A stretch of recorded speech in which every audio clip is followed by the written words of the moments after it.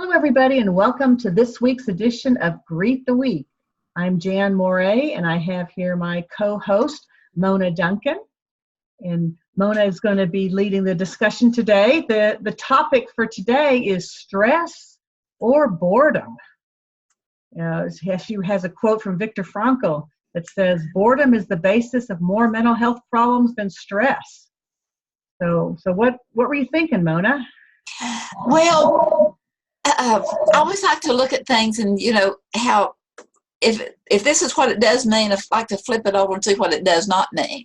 Because to me, it can kind of give more depth to whatever it is I'm trying to either be pro or con toward, or just to have it where it is more easily understood rather than just seeing anything from one side.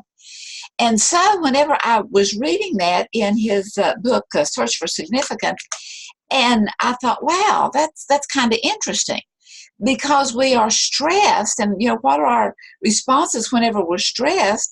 And he's saying that, and he even gave some backup information, that maybe it's more boredom than it is stress. Yeah. And so I began to look at, what are some symptoms of boredom or burnout? That you just do as much as you can, and then what can we do about it? What would be some qualifiers? So, I think in Viktor Frankl's case, boredom was definitely an issue, because when you're in the concentration camp, what are you doing? Of course, there's probably a lot of stress there too, so it could be a combination of both of those things. Imagine he had a lot of time to think about a lot of things that we normally don't even pay attention to. But I can see how boredom would mess with your mind.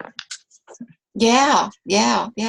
So I got to thinking about it, and the fact that in, the laws of the universe, they all work together. I mean, even in what we do and everything. And the fact of the matter is, two things cannot occupy the exact same space. You can pile things on top of, but they cannot occupy the same space. And so the same is true with boredom and stress. They can't occupy the same space. And so if we begin to look at that, maybe, and begin to change our mind, begin to see things a little differently, that it's difficult, if not impossible, to remain stressed or to remain bored when we're focusing on being thankful. And, even in the concentration camps, and I know with Corrie ten Boom in her book, she talked about the fact that because they had such a flea or lice infestation within the dorm itself, that the commanders and the guards and so forth would not enter the barracks.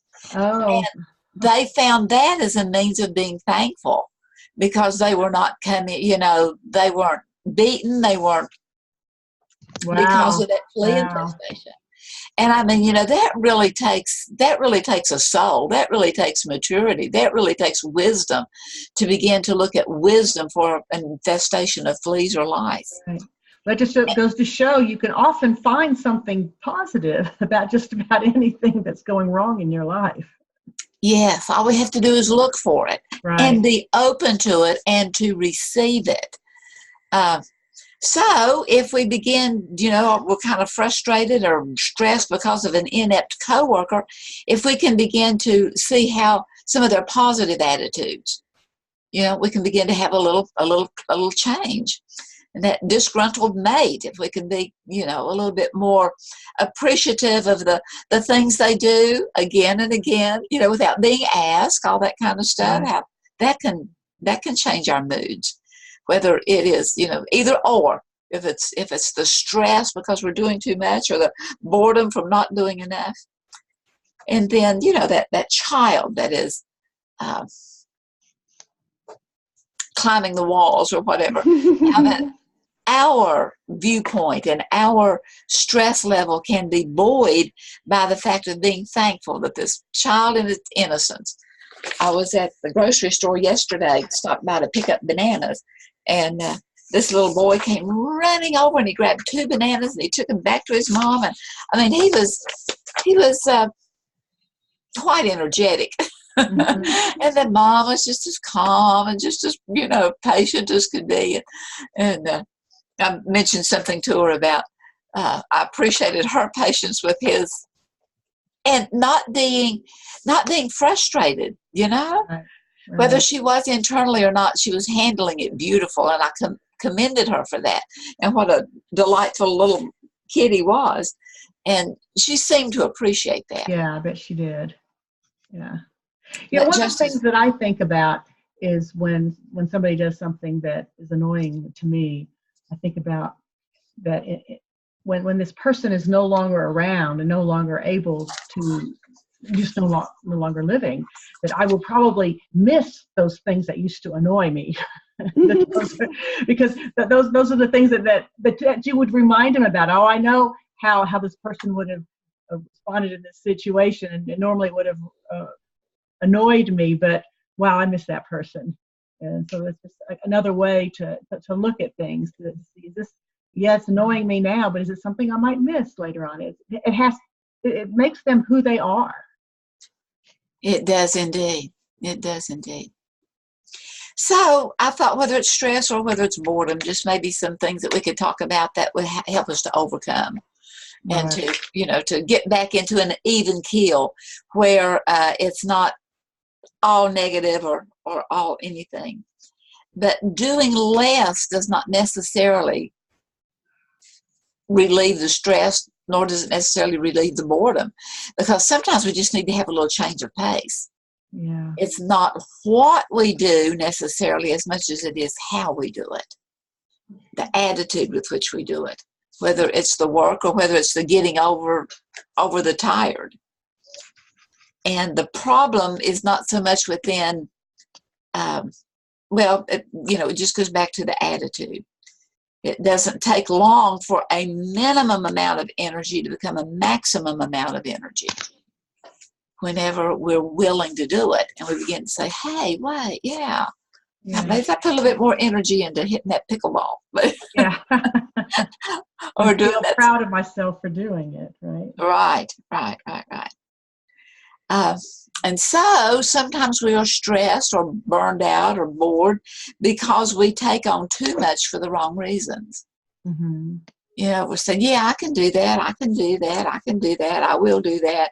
But we're stacking it up on us emotionally and energetically, but we're not doing anything to fulfill it. Right. And that can really keep our spirits down. So never say yes to something unless it's something you really want to do. Realize you're making a choice there. You're making a commitment. Or if you did say yes and you later realize that you really don't have time to do it and you really don't care to do it, it's okay to go back to that person and say, hey, I know I agreed I do this, but I really cannot work it into my schedule for right now. I just can't do it. And it's okay.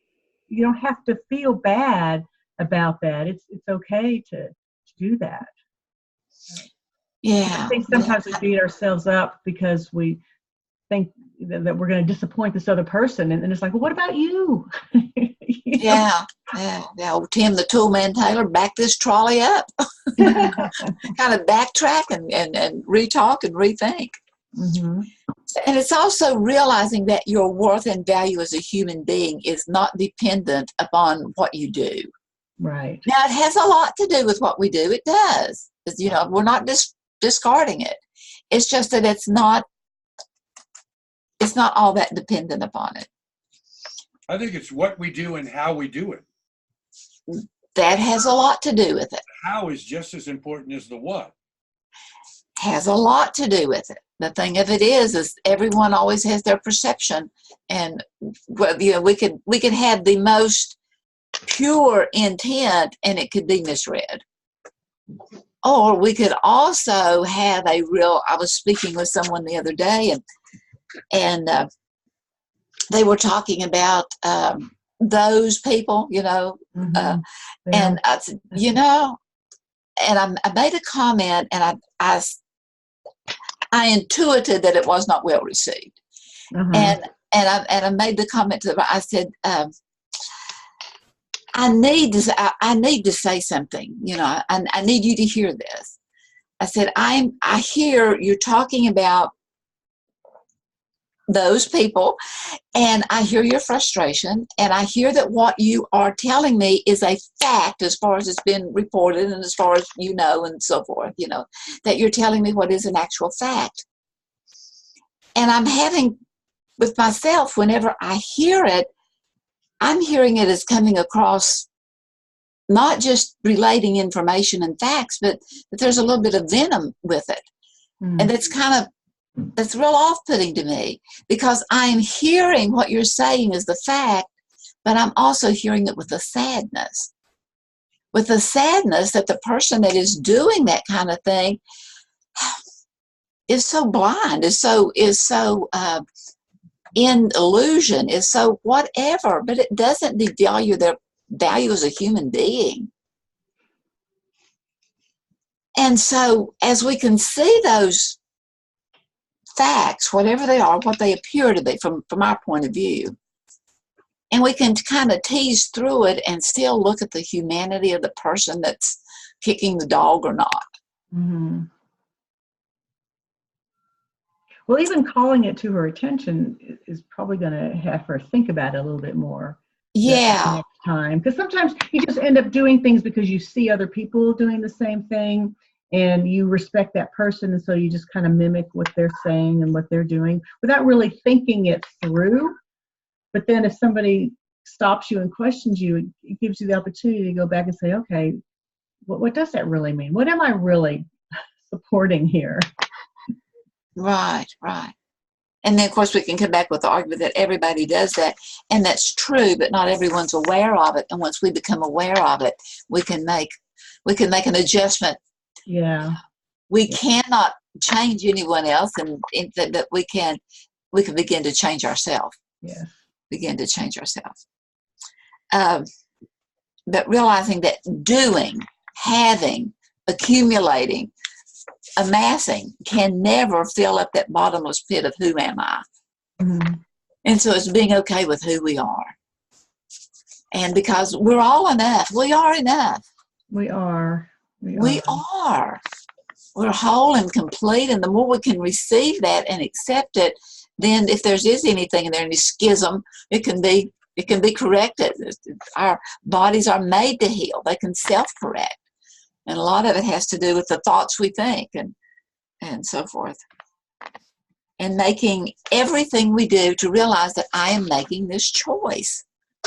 I know in working with the prisoners, I would leave them with a challenge just after each class. And one of the challenges that I would put up with, at least for the next hour, before you turn in tonight, and hopefully for the rest of the week, that if you would let yourself know everything you do, I'm making this choice. Yeah.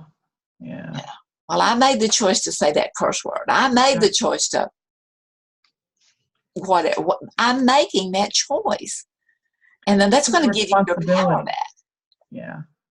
Because when you take responsibility for things, because when you don't, you're trying to make somebody else change something for you to feel better. And that is so exhausting. Mm-hmm. And so frustrating, because you cannot make anybody else do anything. And so to take ownership, to take responsibility and say, I made that choice to become angry. I made that choice to allow that to bother me. Yeah. It's so empowering. Because then you're taking the responsibility that, okay, now it's up to me to change how I feel, change that. I cannot change this person.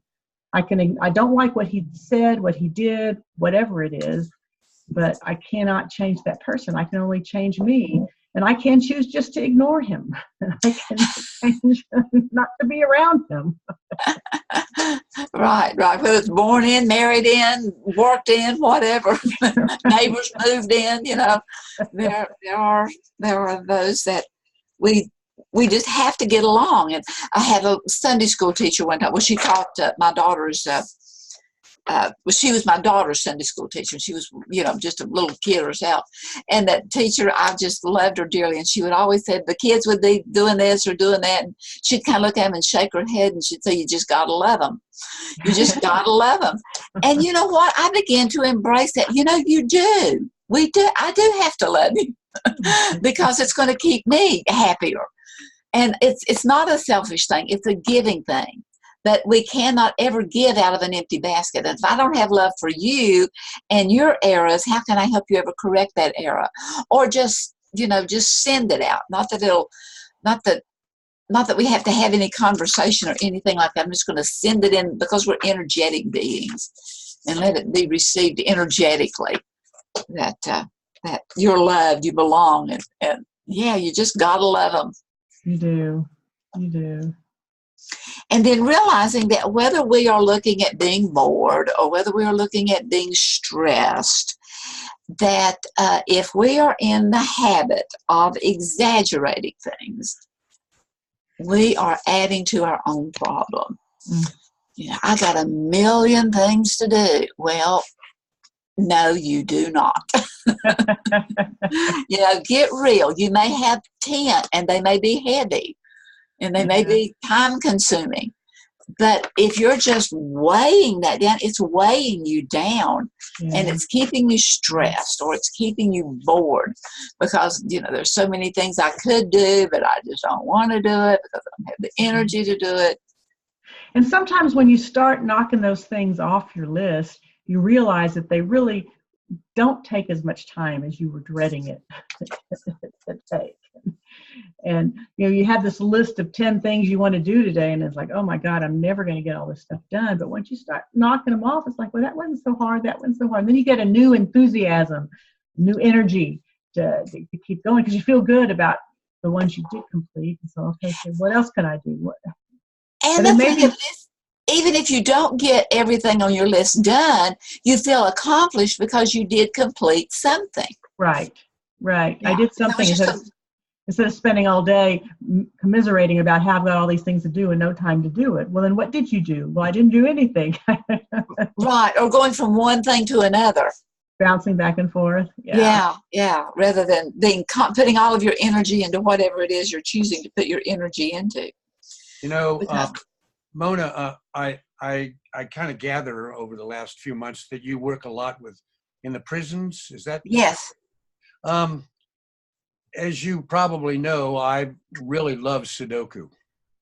Yes. And I believe, and I've been very unsuccessful so far, but I believe that you've got a lot of prisoners in jail bored, and Sudoku would be a remedy for a lot of that some of the boredom, and it also builds self-esteem because you're alone working against an opponent. It's a competition between a human and a puzzle.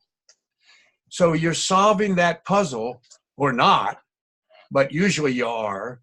And it's a great way to, one, combat boredom, but also to build feelings of empowerment, of independence and self-esteem that I believe would be extremely healthy in prisons.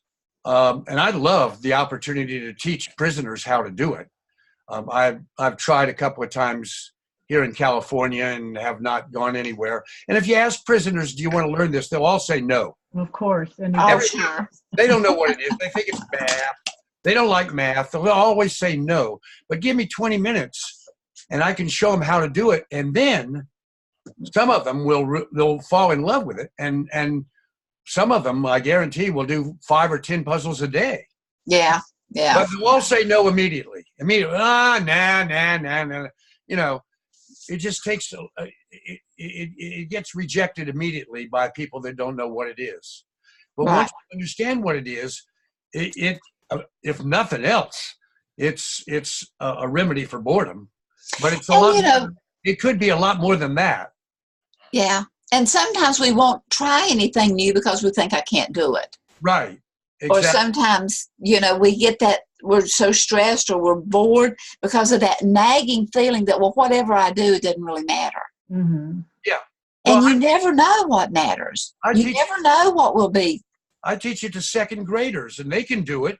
Right. It takes a little while for them to figure it out. It takes, it's not an immediate thing, but they can do it. Anybody who can count to 9 can do Sudoku. And Yes. it's not dependent upon language. There's no language required. It's pure logic. And it's really effective for teaching how to think. And I think a lot of people don't utilize their brains effectively and efficiently. And this can help train good thinking habits, including in prisoners. Anyway, that's my Sudoku pitch for the day. Right. Yeah. Yeah, we haven't heard about Sudoku in quite a while. I know. About that. You keep talking to me about pickleball, which I love. I love both of them. Right. But I'm not recommending pickleball in prisons, but I do recommend Sudoku in prisons with people that sit there all day long with not much to do. And it's cheap. It's universally applicable. Both genders like it equally well and are good at it. All age groups are good at it. I mean, I'm teaching to 7-year-olds, but I know a woman who's 92 and she does it every day, and every age in between, and any language. It doesn't matter what language you speak, and it doesn't require any spelling. It doesn't require any knowledge of trivia or anything. It's just logic, pure logic. So, whether we're overcoming stress. Well, boredom. Overcoming boredom there. That's mostly boredom. I don't know. Well, even stress, I think it's an escape. Yeah. A lot of the stress that we all have all day long. The world is full of stressful things these days. And all of us, because of the complexities in our lives, feel dependent upon experts. By experts, I'm talking legal experts, medical experts. If your car breaks down, you got to go to a mechanic. Our grandparents never had the feelings of dependence that we all have over and over and over in everything in our lives. Look at how dependent we are on professional experts. But whichever it may be, whenever you're not in that comfort zone, if we would begin to acknowledge the fact that we're having those feelings, because we have to know where we are before we can decide where we're going to go. Mm-hmm. And if we can look at the fact that, and not to dismiss it, but to acknowledge it so you can not engage in it. So that you can realize that maybe I have taken on more than I can do, or maybe I'm not doing enough because I'm not realizing that I really am enough and that I can learn things. And so adopt a spirit of forgiveness toward yourself, forgiveness toward others, because it's a great way to sway, just being forgiving, whether it's raining and you wanted it to sunshine, or whether it's sunshine and you wanted it to rain. Just, and then accepting what is. Accepting what is. It is what it is. So what, now what? Yeah. What are we going to do about it? How can I energize myself? And we can, because we have those thoughts and those equipments and those abilities within us. How can we heal ourselves? How can we motivate ourselves? And those needs are internal more than external, although the spider web may need to be pulled down. The motivating to do that is more within us than it is without us. And I have a friend. Go ahead. Well, just a friend of mine that wrote a song, Jackie Durock, and she says, "Within you or without you, there is no doubt about you. You are up to something good." And you were born to be something good. Within you or without you, there is no doubt about you. You were born to do something good. And so acknowledge it, appreciate it, and go with it. Right. And even in this age where we are so dependent upon other people, we do have our hands, we can get our hands on a lot of information with the internet out there. You can find stuff on anything. And I mean, you kind of hit a chord with me there, Jerry, because with the whole medical field, I've taken charge of my own physical life. my physical health, and trying to understand why, what is really the meaning of high blood pressure, high cholesterol, and all those kinds of things, and understand what these drugs do to us, and what the numbers really mean, and how can I help that. And but there's so much information out there, and then you can feel empowered too that you're doing something about it. And fortunately, I found a doctor I can disagree with her and tell her I don't. I hear what you're saying, but I'm choosing to do something else. And she's become very respectful, and she will respect my wishes. And we've had some pretty good conversations about it. But there is a lot that you can do to feel in control. So when you're at the point where you're feeling hopeless and helpless, just open up your computer and start looking and finding things, and because there's so much information. But you got to be careful, because there's a lot of false information out there too. Exactly, when they contradict. Take the flesh from what's there and spit out the bone. So you have to know how to cull through it to find out what's reliable and what isn't, and that takes some time to do it, because we want to listen. We want to read the things that confirm what we believe, but that might not be. How do you learn how to distinguish between the true and the false, let's say in the medical field? Well, the one thing is, like, if you're looking at studies, or you're looking at who's reporting on this, is to see if they have any conflict of interest.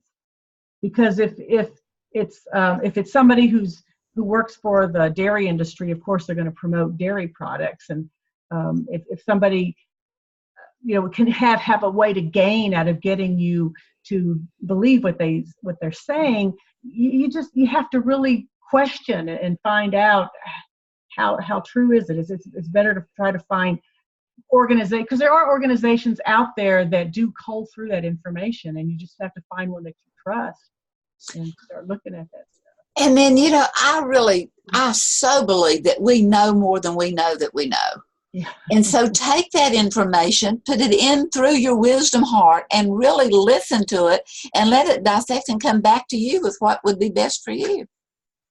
And if it sounds too good to be true, it probably is.